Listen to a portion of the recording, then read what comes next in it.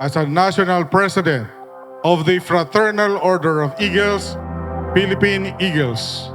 This induction of new members of National Ecozone, Southern Tagalog Region 8, National Ecozone Barako Eagles Club, National Ecozone Premier Eagles Club, National Ecozone McKinley Eagles Club, National Ecozone Elite Eagles Club, and National Ecozone Logisticos Eagles Club, and creation of Premier Athena Lady Eagles Club, and oath-taking ceremony of Barako Eagles Club and officers for Eagle Year 2024 is now called to order.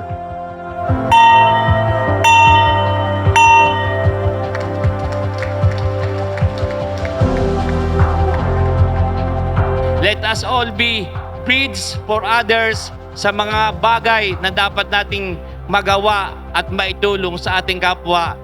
For doing things, for helping others without reservation, tayo po'y magtulong-tulong, tayo po'y magkaisa. Mabuhay ang Barako Eagles. Magandang gabi po sa inyo lahat. This is our second anniversary. So, 2 taon na tayo, mga kuya and mga ate. And still, napapansin ninyo na buong-buo ang National Ecozone Southern Tagalog Region 8. Maraming salamat po at let liberty, trust, justice and equality be our forever victory cry. Maraming salamat po. Nagpapasalamat din ho ako sa miyembro ng Barako Eagles Club kasi ang mga yan ho ang aking sundalo sa labang ito.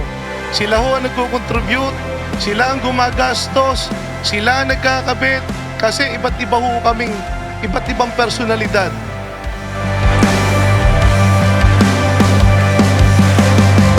Bilang members ng Fraternal Order of Eagles, alam ko yung mga katangian na yon ay dapat meron tayo. At alam ko po, sa pangunguna ng ating National President, dapat ito po ang ating isabuhay para po maging maayos at matupad yung mga mithiin natin sa buhay.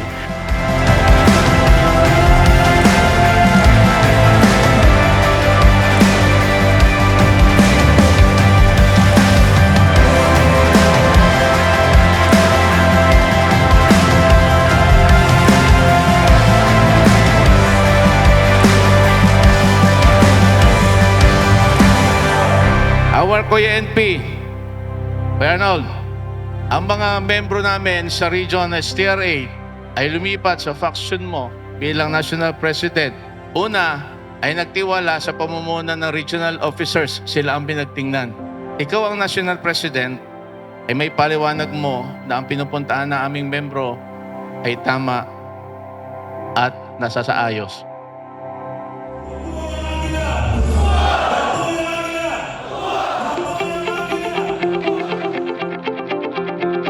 In this journey, if we will do this together as brothers and sisters, no, sisiguraduhin at mangyayari ito na marami tayong matutulungan.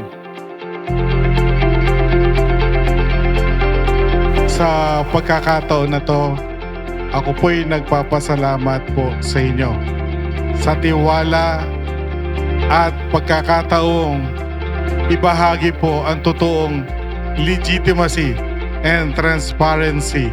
So ngayon po, tinatanggap ko po ang pagbilin sa ating mga kuya at ate na tinuturing nating pamilya. This is the day we have been waiting for.